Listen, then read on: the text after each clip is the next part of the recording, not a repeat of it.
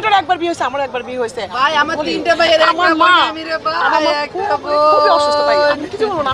আমার divorce letter দেখো, আমার ভাই করে স্ট্রোক।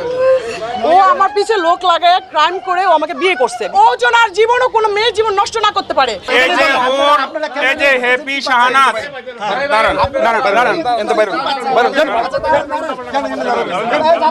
সোহেল নামের এক লোক বাসায় আসে, আইসা আম্মুর সাথে ঘুরতে যায়। আমার নামে মিথ্যা মামলা দিতেছে, একটা মিথ্যা মামলা ছিল। আজকে আমি মামলার হাজিরা দিছি, হাজিরা দিয়ে আমি একটা কাগজ নিতে আসছি।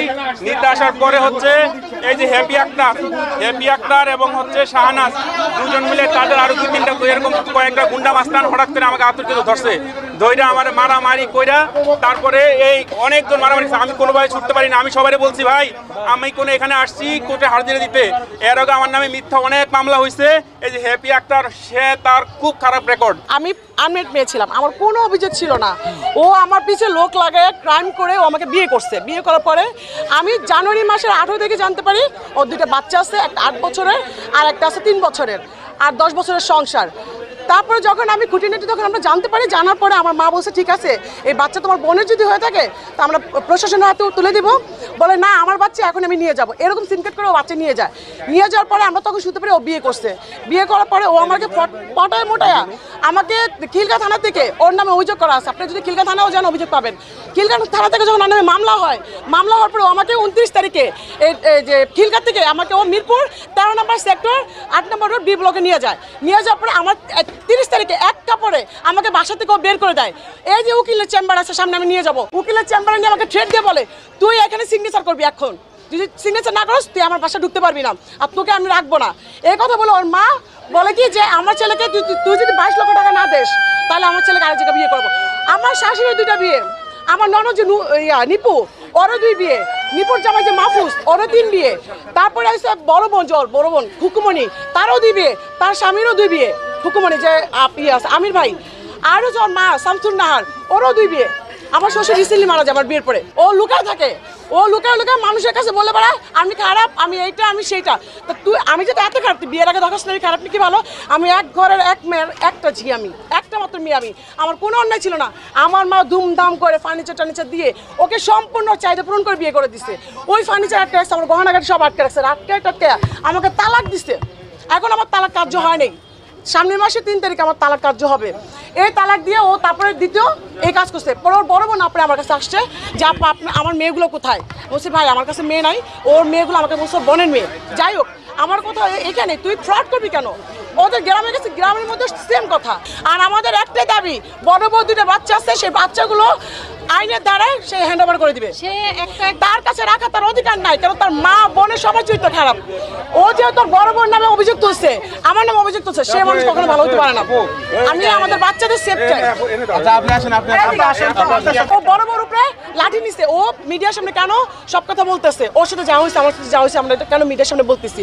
এর জন্য এত বড় একটা লাঠি নিচ্ছে গাড়ির ভিতর থেকে নিয়ে ওকে মারতে গেছে। ও আমি তোর খেয়াল করিনি, পিছের দিকে আমি তো তাকাইনি, ও খেয়াল করে তাকাইছে। ও যে ওর কলার ধরে টানছে, টানার পরে দেখেন একটা মানুষ কতটা ক্রাইম করতেছে। মারধর, আমার অপারেশনে ঢুকে আমার ডিসেম্বর মাসের 1 তারিখে ইয়ে হয় আপনার অপারেশন হয় ইবিসির হাতে, ডক্টর পান্না স্যারের হাতে। ওই রিপোর্টগুলা আমি শ্বাসের প্রবলেম আছে, সেই মেডিসিন, আমার রিপোর্ট, আমার চেক বই, আমার সব কিছু ও সব ওর বাসার মধ্যে উঠায় রাখছে, আমাকে এক কাপড়ে পাঠাচ্ছে। এই যে হ্যাপি শাহনাজ,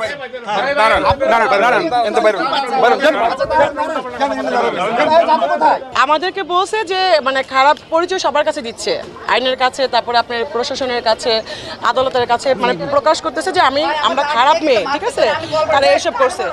এইসবের জন্য আমরা প্রতিবাদের জন্য আমরা আদালত আসছি। যখন থানায় আমাদেরকে কোনো রকম সহযোগিতা করতেছে না, আদালতের মাধ্যমে আসছে। আদালতের মধ্যে আসার মধ্যে ওই যে ওই লোকটার চেম্বার আমাকে নিয়ে যায় ডিভোর্স করানোর জন্য।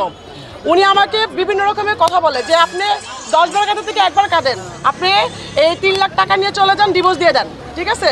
এই ধরনের আমাকে অভিযোগ করে আমাকে বলে। আমি বলছি টাকা নেবে না, কিছু না, আমি বিয়ে করছি সংসার করার জন্য, ঠিক আছে। তার বউ আছে, বাচ্চা আছে, কোনো সমস্যা নেই, যেহেতু মেয়েদের একবারই বিয়ে হয়। এই মেয়েটার একবার বিয়ে হয়েছে, আমার একবার বিয়ে হয়েছে। আমার মা আজকে পথে ঘুরতেছে, আমাদের পুরো নিঃস্ব করে দিচ্ছে, আমাদের ঘরে কিচ্ছু নেই ভাই। আমার 3টা ভাইয়ের আমার মা খুবই অসুস্থ ভাই, আমি কিছু বলবো না। আমার ডিভোর্স লেটার দেখো, আমার ভাই করে স্ট্রোক। সে আমার প্রতারণা করে আমাকে বিয়ে করছে। বিয়ে করার পরে সে বলছে কি আমার মা খুব খারাপ। আমার মা কি করে এই টাকার লোভে বিভিন্ন বুড়া বয়স্ক লোকদের কাছে এবং সে নেশা করে কাছে আমার বিয়ে দিয়ে টাকার লোভ নিতে চায়। তুমি আমার দয়া করে আমাকে বিয়ে করো। আমি বলছি আমি বিয়েতেই আমার বউ বাচ্চা আছে, আমি পারবো না। এর মধ্যে আমার আগের ওয়াইফের সাথে টুকটাক ঝামেলা চলতেছিল, যেটা হচ্ছে তারা আর্থিকভাবে বারবার ওর ভাই সহ আমাকে চাপ দিচ্ছিল এবং তার মধ্যে একটা মনমালিন্য হইতেছিল। আমি তাকে এটা শেয়ার করলাম যে দেখো তুমি বিয়ে করলে একটু ভালো দেখে শুনে বিয়ে করো, কারণ আমার আগের ওয়াইফ তার ভাইটাই মিলে আমাকে আর্থিকভাবে বিভিন্ন ক্ষতিগ্রস্ত করতেছে এবং আমার বাচ্চাদেরকে একটু টর্চার করে এই টাকা পয়সা না দিলে। তো এরকম বলতে বলছি কি আমার দুইটা বাচ্চা, তোমার দুইটা বাচ্চা আমি নিলাম, দায়িত্ব নিলাম। আমার মা খুব খারাপ, আমার ফ্যামিলি খুব গরিব, একে বলে বিয়ে শাদী করছে। আমি একবার দুবার অনেকবার নিষেধ করছি, তারপর বিয়ে করছে। আমার বাচ্চা এরকম বলে আমার মা খুব খারাপ। তারপরে তার বিয়ে শাদী করার পরে সে বলছে আমার কিচ্ছু লাগবে না, তোমার দুইটা সন্তান দরকার, আর তোমার দরকার, আর তোমার ফ্যামিলি আমার ফ্যামিলি, এই কথা বলে তারপরে সে আমার বিয়ে করলো।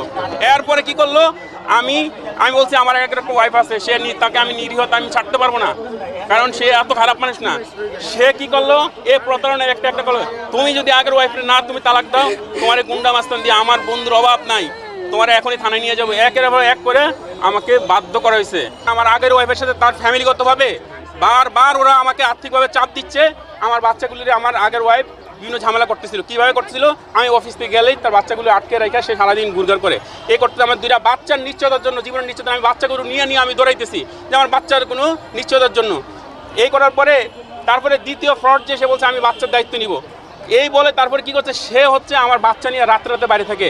আমি জানুয়ারির 17 তারিখ, জানুয়ারি 17 তারিখ দিবাগত রাত্রে সে এক পর পুরুষের সাথে ছিল, সারা রাত ছিল, আমার বাচ্চারও নিয়ে গেছে সেই রাত্রে।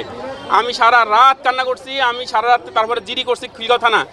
পরের দিন 18 তারিখ দুপুরবেলায় সে বাচ্চা নিয়ে আসছে, আমি থানার থেকে সহায়তা নিয়ে তারপরে আমি কি করছি, আমার বাচ্চা নিয়ে আমি উদ্ধার হয়েছি, নিয়ে চলে গেলাম। 2 দিন পরে আমি ঢাকায় আসলাম, সবাই মিলে বসছে যে এটার কি একটা সুরা করতে হবে। আপনার এই যে পুলিশ আসে, আপনার বাচ্চা নিয়ে আপনার ওয়াইফ চলে যায়, রাত্রে বাইরে থাকে, এর একটা ভাই আছে, বারবার টাকার প্রেশার দেয় আমারে, বিভিন্নভাবে টাকার প্রেশার দেয়। যখনই টাকা না দিলে বিভিন্নভাবে আমাকে চাপ সৃষ্টি করে। এবং এক পর্যায়ে কি করছে, তারা আমাকে মিথ্যাভাবে রটনা শুরু করছে।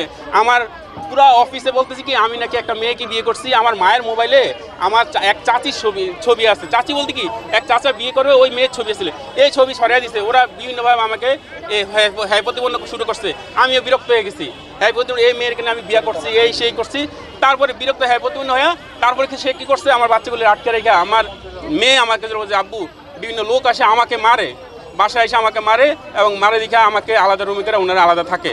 এর পরবর্তীতে কি করছি, আমার বাচ্চারা নিয়ে কয়েকবার হারিয়ে ফেলছে, দুইবার আমার বাচ্চা হারিয়ে ফেলছে। সে বাইরে যায়, এক লোক কার সাথে যায় আল্লাহ জানে। এক সোহেল নামের এক লোক আছে, আমি জানি না সোহেলকে। আমার বাচ্চা বলে বাবা সোহেল নামের এক লোক বাসায় আসে, আইসা আম্মুর সাথে ঘুরতে যায়। একদিন দেখে এক লোক ফোন দিছে, আপনার একটা বাচ্চা, আমার বাচ্চার বয়স আনুমানিক 8.5 বছর। আমার বাচ্চার রাস্তা থেকে মানুষ ফোন দেয় আপনার বাচ্চা এরকম এখানে কান্না করতেছে, দৌড়ে আসছি। আরেকদিন বলে কি আপনার বাচ্চা এরকম এখানে হারিয়ে গেছে, আপনার বাচ্চা তাড়াতাড়ি নিতে আসেন। আমি দৌড়ে আসছি, আমি দেখলাম আমার বাচ্চার অনিশ্চয়তা। আমি এই বাচ্চা নিয়ে তারপরে আমি ওকে বলছি যে এভাবে আর সম্ভব না, আমি আমার বাচ্চা নিয়ে। এর মধ্যে ওই যে দ্বিতীয় প্রতারক, সে আমাকে কী করছে, সে বিভিন্ন লোকের সাথে থাকে। কেমন থাকে, ওয়ান ব্যাংকে সেন্টু নামের আইটিতে চাকরি করে, সেই লোকের সাথে বিবাহ বহির্ভূত তার 2 বছর সম্পর্ক। আমি জানতাম না, পরে জানছি। সম্পর্ক থাকার পরে সে বলে কি হ্যাপি, বিবাহ বহির্ভূত 2 বছর সম্পর্ক। সে সেন্টুর সাথে আমার বিজনেসগত সম্পর্ক ছিল। সে ওই লোকের সেন্টুর যাবতীয় সম্পদ নিয়ে সে এরকম করে তাকে থ্রেট দিয়ে চলে গেছে। বিবাহ বহির্ভূত যেহেতু সে ভয়ে যা চাইছে সেটা দিয়ে দিছে। দিয়ে কী করছে, সে এখন একদম লাপাত্তা। সে কারণ বাজারে বসে ওয়ান ব্যাংকের, আজ নাম না ডিটেল না বললাম, সেন্টু ভাইয়ের মোবাইলে আমার নাম্বার পাইছে, যেহেতু আমার ব্যবসায়িক ট্রানজ্যাকশন হতো। সে 1 দিন 2 দিন আমাকে ইমুতে কল দিয়ে এভাবে আমার সাথে সম্পর্ক করছে। তারপরে সে তার ফ্যামিলিগত বলছে আমি খুব নিরীহ, আমার মা খারাপ। ও এবং হচ্ছে হ্যাপি দুইজনে মিলে, হ্যাপি ওকে বিভিন্নভাবে মিসগাইড করে হচ্ছে আমার বিরুদ্ধে খেপে ফেলছে। এবং কয়েকজন লোক তারা আমাকে এরকম করে ধরে টানা হেঁচড়া করতেছে, আয় তোরে এখন পুলিশে ধরে দিব। এখানে সবাই দেখছে যে এখান থেকে ধরে আসছে। আমি সবার কাছে ভাই বলছি ভাই আমার বাঁচান। একটা মামলার ধার্য তারিখ আজকে ছিল, তো ওনারা আসছে বাদী হিসেবে এখানে হাজিরা দিতে, আসামিও আসছে হাজিরা দিতে। তো হাজিরা দেওয়ার পরে ওনারা দুইজন আবার কার সাথে কথা বলতেছে, মিডিয়ার কেউ হয়তো কথা বলতেছে। কথা বলার মাঝখানে এসে উনি দুইজনকে 2টা লাথি মারছে, তলপেটে লাথি মারছে, ফেলে দিচ্ছে। আমরা সবাই যেটা দেখছি ফেলে দিয়েছে, ফেলে দেওয়ার পরে উনি লাঠি নিছে ওদেরকে মারতে। এখন আমি তো আসলে আইনজীবী হিসেবে ওনাদেরকে ওইভাবে যেতে পারি না, আমি টিপলাইনে ফোন দিছি যে আপনারা এসে সুরাহা করেন, এই হচ্ছে বিষয়। মূলত আমি এই মামলার আইনজীবী হিসেবে এইটুকু বলবো, তার প্রথম বউ 10 বছরের এবং তার 2টা বাচ্চা, মেয়ে বাচ্চা, আপনারা সবাই জানেন খাদিজার বিষয়টা। তো এই বিষয়টার পর থেকে ওনার এই দ্বিতীয় বউ কিন্তু নারী শিশুর মামলা করছে, যেটাতে সে হাজতি ছিল। আমার অনেক হাজতি থাকার পরে উনি মা বলতেছে যে আমার 2টা বাচ্চা যেহেতু মেয়ে, আমার বাচ্চাগুলো তো তার বোনের জামাইয়ের কাছে, তার পরিবারে সেভ না, মেয়ে বাচ্চা। তার ওই বোনের জামাই, আসামির বোনের জামাই 3টা বিয়ে, 3টা বউ চলমান। তো সে বলতেছে আমার মেয়ের যে কোনো সময় ক্ষতি করে ফেলবে। এখন সে গেছে তার ওই ননদের বাসায় যে আমার বাচ্চা তোমরা দিয়ে দাও, তোমরা পারলে কোর্ট থেকে নিয়ে আসো, কোর্ট যে রায় দিবে আমি সেটা খুশি দিয়ে দিব।